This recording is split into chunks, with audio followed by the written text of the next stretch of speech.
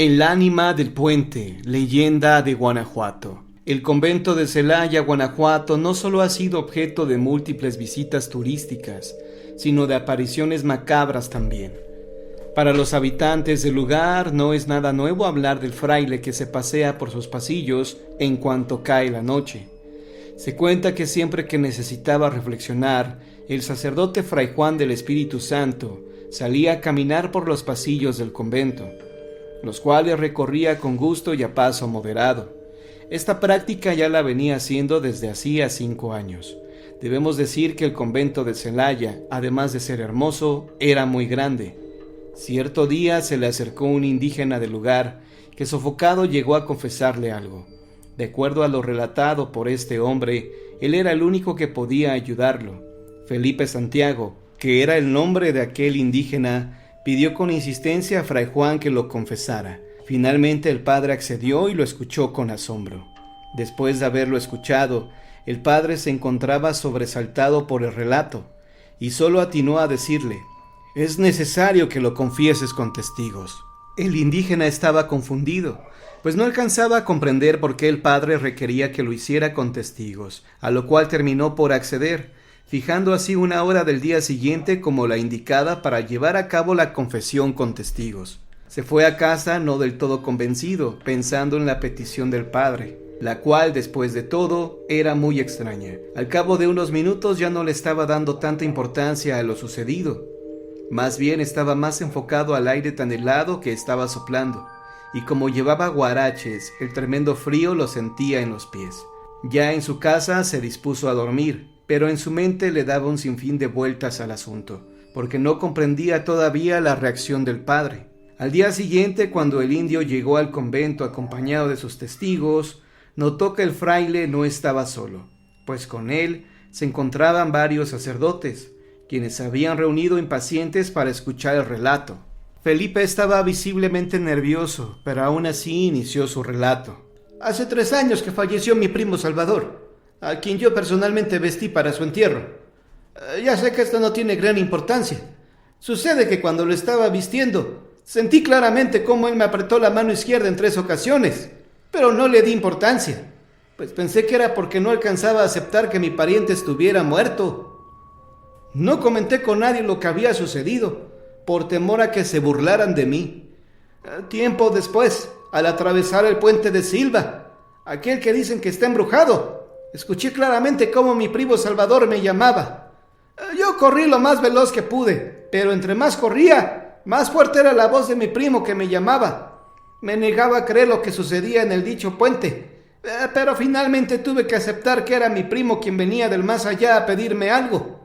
En otra ocasión y en el mismo lugar escuché claramente que mi primo me pedía con desesperación que mandara a celebrar 3 misas, pues su alma, decía, se encontraba penando, y esa era la única forma en que podía encontrar el descanso eterno. Fue tanto el terror que se apoderó de mí, que ya no pude seguir mi camino, y solo recuerdo que me desplomé. Momentos más tarde me encontré del brazo de mi cuñado Melchor, quien aseguraba que estaba borracho, lo cual no pudo comprobarme por no tener aliento alcohólico. Pasaron días antes de que yo decidiera hablar con mi familia, pues como me sucedió cuando vestí a mi primo, me dio miedo de que me creyeran loco por este nuevo suceso. Fueron ellos que al saberlo todo me han pedido que vengan hasta ustedes, a quienes consideran los más idóneos para ayudarnos, para que el espíritu de mi primo pueda descansar en paz. Los sacerdotes escuchaban con gran atención lo que decía el indio, pues no era el primero en decir que espantaban en el puente, pero sí el único en darle un nombre al suceso. Ahora restaba ponerle remedio al asunto. Fue así como se oficiaron las 3 misas que el difunto había pedido y santo remedio, porque se cree que el espíritu de Salvador por fin pudo descansar, pero según se cuenta, cada vez que pasaba Felipe por el puente, lo hacía persignándose, y por lo mismo se cree que nunca se pudo reponer de aquella terrible impresión. Esta leyenda sigue siendo muy popular en el puente de San Miguelito Celaya, donde todavía se conserva el puente de nuestra narración. De acuerdo a versiones más recientes, indican que cuando quisieron tirar el puente para poder hacer un camino, se escucharon terribles lamentos que provocaron la huida de los trabajadores. Desde entonces, Es muy común oficiar misas en el convento de Celaya en memoria de todas aquellas almas que han marcado como límite de su territorio aquel viejo puente.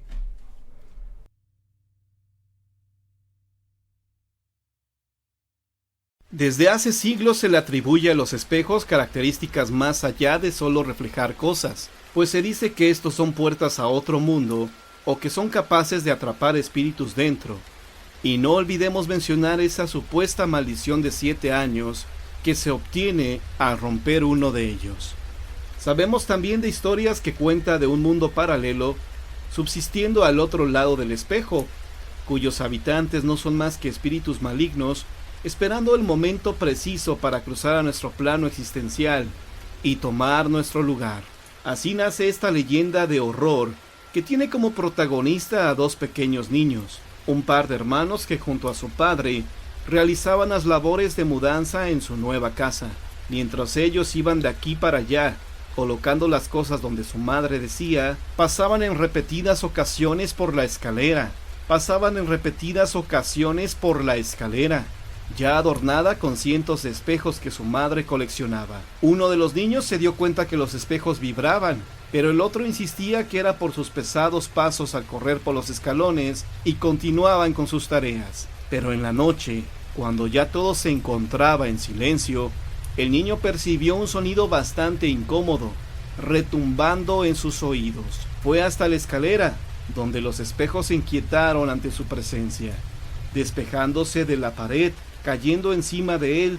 De todos ellos salían pálidas manos, afiladas garras que sujetaban con fuerza al niño para acercarlo a los cristales y pasarlo a través de ellos. Fueron tan solo unos segundos los que bastaron para que una de las criaturas sacara el alma del cuerpo del pequeño, llevándola al otro lado del espejo para venir desde aquel oscuro mundo a ocupar aquel envase vacío y hacerse pasar por él.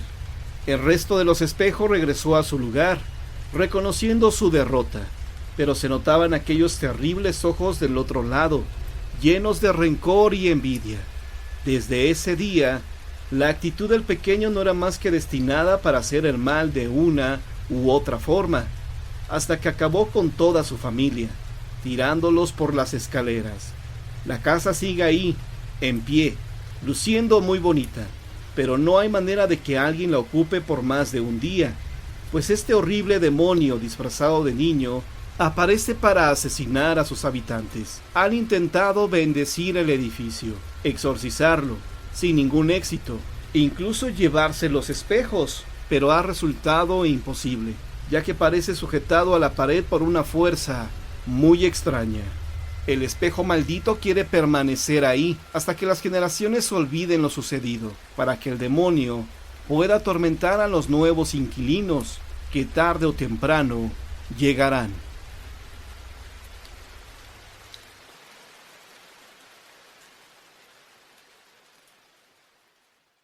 Leyenda de Oaxaca, la Fea. Le decían la Fea, pero no por su aspecto, porque en realidad era bonita.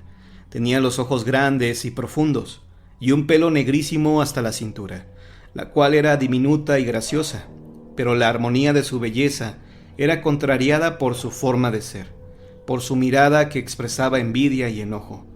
Le molestaba ver a la gente feliz, y por eso su apodo de la Fea. Además se decía que sus padres biológicos la habían abandonado, y que quienes la cuidaban la adoptaron. Esta historia ocurrió en el año 1800, es decir, 10 años antes de la independencia de México, cuando aún existían las castas, además de la diferencia marcada entre mestizos, criollos y nobles españoles. Como ya deducirán, es una leyenda muy antigua con ciertas alteraciones y correcciones con el paso de los años. Le decían la Fea cuando tenía 15 años, y cuando tuvo 25 parecía igual, sin una pizca de envejecimiento, como si no hubiera pasado el tiempo por ella. Y fue en ese lapso en que se corrió el run run de que la Fea había tenido un hijo de un padre desconocido, ya que la muchacha siempre se la pasaba encerrada, sin ni siquiera salir al pan, ella sola.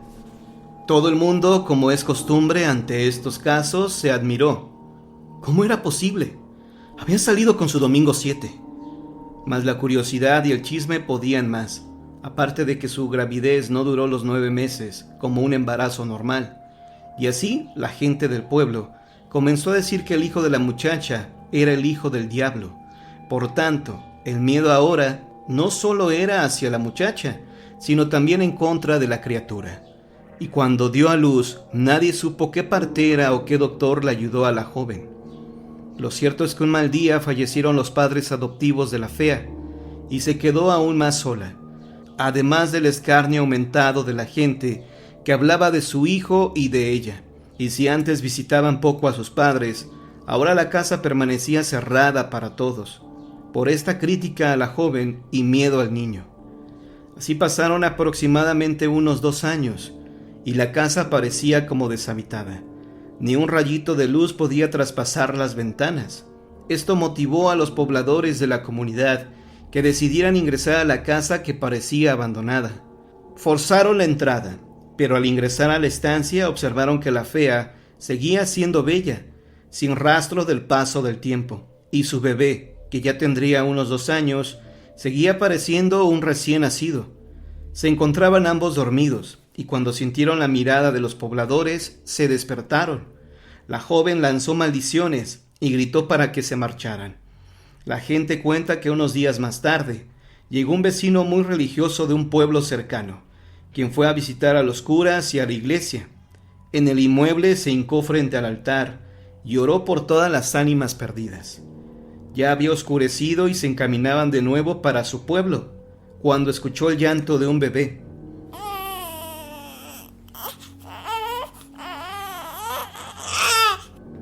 Y entre más se alarmaba y más buscaba el lamento del niño, lo escuchaba cada vez más cerca. En esta situación desesperada decidió buscar a las autoridades para ayudar al niño a salvarse, con lo cual un grupo de hombres con lámparas de aceite fueron a buscar al pequeño que lloraba, en medio de la oscuridad y de la maleza crecida.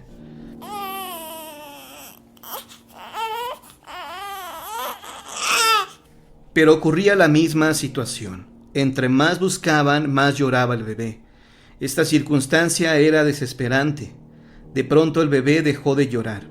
Luego se escuchó una risa burlona y siniestra, como si la carcajada expresara su burla hacia ellos.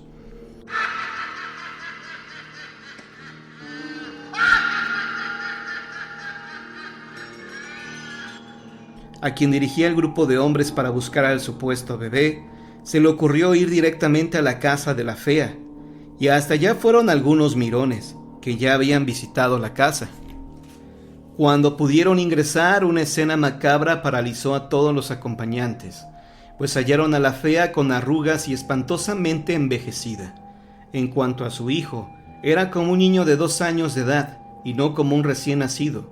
Ambos estaban acostados en la misma posición que la primera vez que los habían visto, pero la diferencia era que ahora yacían ya sin vida. Era una escena muy desagradable y también muy macabra.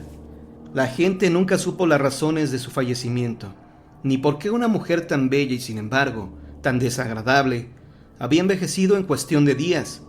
La leyenda cuenta que a partir de ese día, a las afueras de la iglesia de esta comunidad de Magdalena, Tequisistlán, se escucha el llanto de un bebé en un lugar muy cercano, y luego su llanto se convierte en una risa que provoca miedo, pues es una carcajada siniestra. Es como si alguien o algo estuviera observando a la gente y no se pudiera percibir, y produce miedo, poniendo los pelos de punta.